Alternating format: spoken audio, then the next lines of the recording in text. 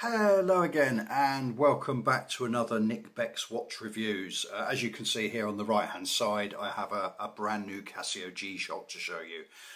The G-100 in the background is just to kind of show you some comparisons, so I just thought I'd bring him along. I wear him all the time, probably my most worn watch and certainly my favourite G-Shock at the moment, so you know it's a really good comparison. So before I start my video, I'd like to say all my thank you. So thank you to all my new subscribers, all my existing subscribers, the great supporters I have of the channel. Duncan the Time Bombardier, check his content out, he's excellent. My friend Bricktop, again, check his content out, excellent stuff. My brother, who's fantastic, you know, he's really into my channel and he gives me a lot of praise, and I'm really grateful to that. My friend Andy, who really understands where I'm coming from with the watches I review. My kind of philosophy is having a nice quality watch with a good brand, something that's inexpensive, although I love expensive luxury watches, don't get me wrong. It's nice to be able to buy something, wear it on your wrist, as long as you like it, you're happy with it, you know, why not go for something with a bit of quality, with a good brand that kind of is really good value for money. And that's kind of, if you understand my philosophy of the channel now. So without further ado, I'm going to bring this one up to the camera and show you around, tell you what I like about it. So as you can see, I decided to go for the camo version of this watch.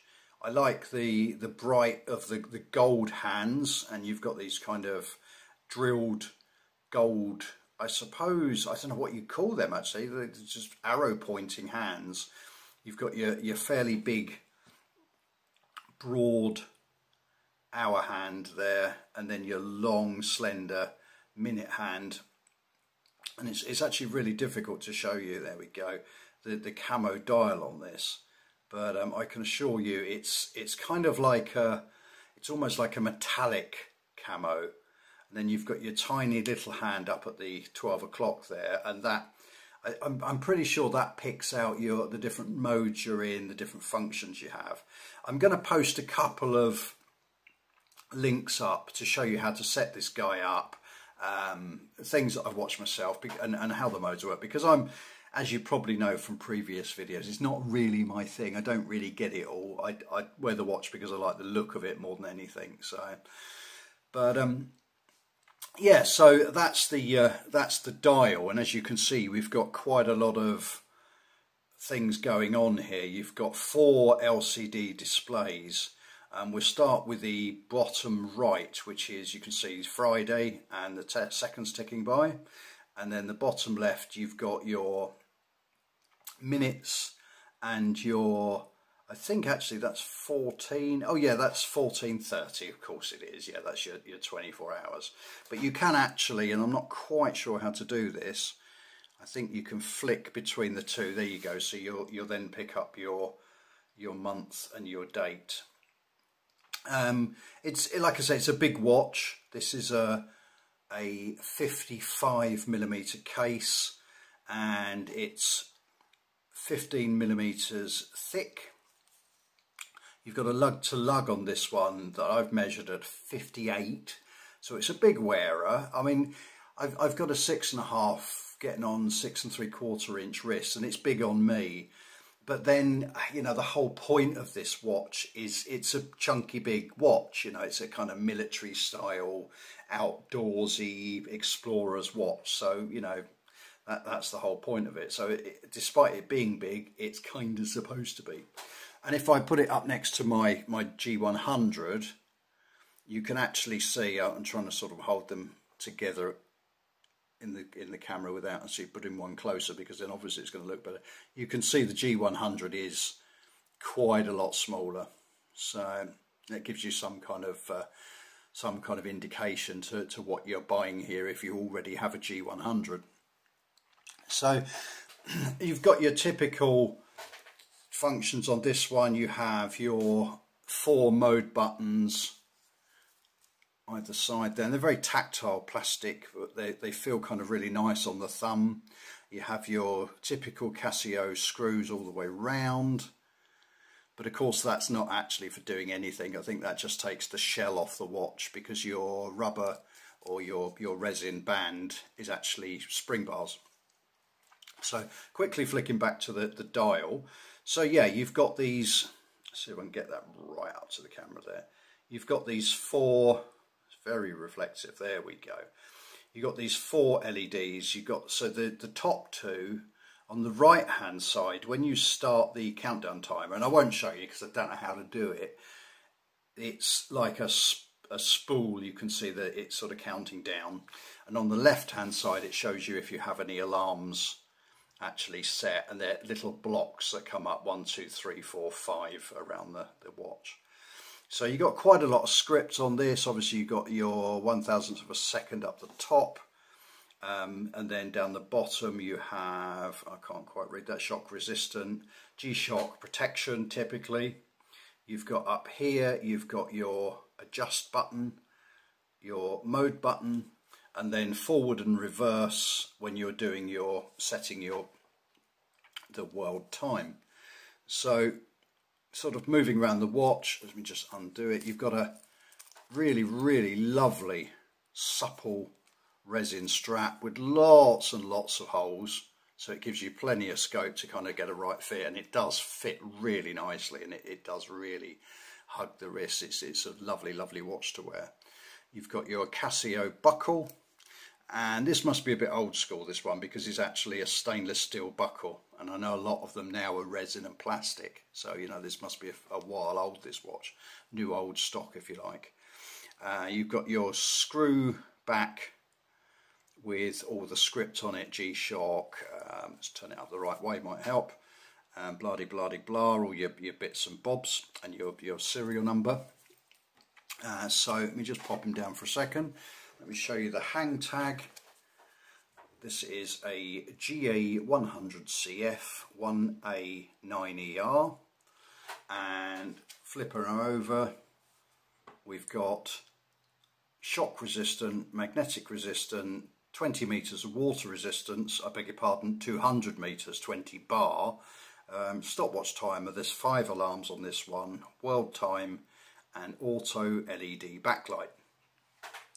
And obviously I will show you the backlight on this, and you would have seen some wrist shots probably already, or I'll post more up as we go through. The band on this, like I say, the rubberized or resin strap is an enormous 28 millimeters. So if you swap it out, I think you can. I think eBay sell the adapters for about £5, and you can buy those, and you could probably put a NATO on this. And I think, you know, maybe a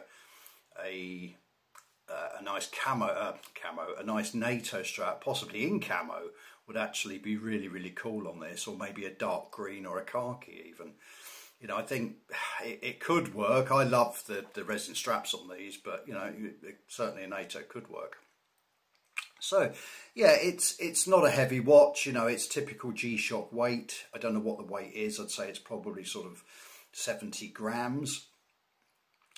It's, like I say, it's very tactile, and if I compare it to the G100, you'll see that the G100 is quite a matte finish, which I really like. You know, I'm not criticising it at all. It's, like I say, this is probably my most worn watch, but yeah, it's got a matte, whereas this one is, I'm not going to say it's glossy, but it's got a bit of a sort of satin sheen to it. That's probably the best way to describe it.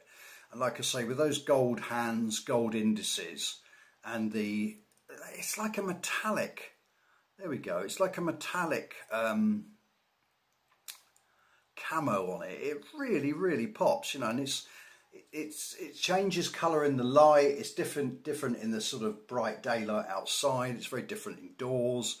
It's the stock pictures of it don't actually show it very good at all. It makes it look almost cartoon-like, whereas in reality it's a really smart looking watch. It's not overdone at all. Is that, well, so it's not overdone for a Casio G-Shock, but there you go.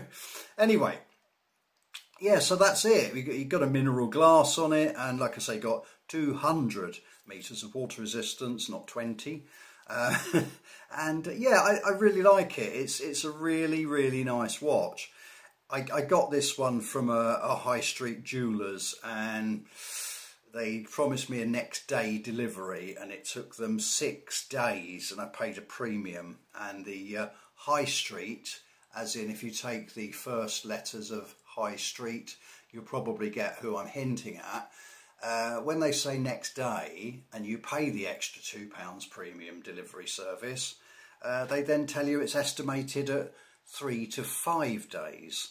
Then I was told, I'm sorry, this isn't coming because it's out of stock and it'll be delayed. Shortly after, I received an email telling me DX have got it and it's out for delivery. I then tried to cancel it, and DX told me it had been cancelled and returned to sender. When I got home, it was on my kitchen table.